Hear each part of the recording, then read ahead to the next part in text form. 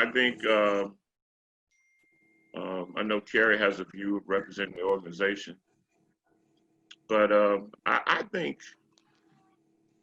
that this thing forced this virus, this pandemic, forced us to spend a lot of time in our homes, forced us to spend a lot of time in our significant relationships, and be isolated for the most part.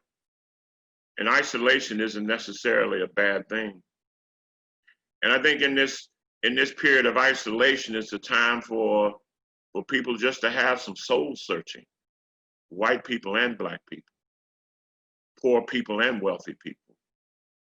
Because when this new age of freedom occurs that allows us to leave our living rooms and walk out to the streets and go to our workplace and our workforces again, it ought to not be business as usual.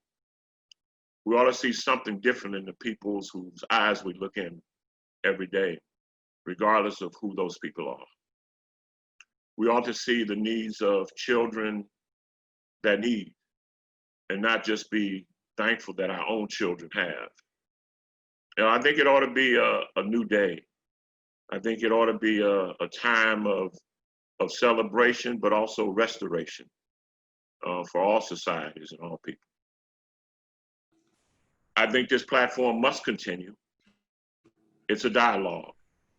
I don't think we can solve in one Zoom meeting what has occurred over thousands and thousands of years.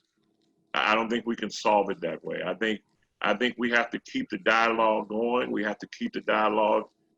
We have to encourage the dialogue, and we have to see the dialogue spread. It needs to be talked about at the highest heights of Table Mountain and the lowest elements of any sea across the globe. We have to keep having this discussion. This is a new culture for us, and this is a time for us to have an impact in this discussion. By you can't change people's actions overnight. You know, yeah, reparations is a good idea, but unless you understand why it's appropriate, it won't happen. It's something we have to talk about. Thank you.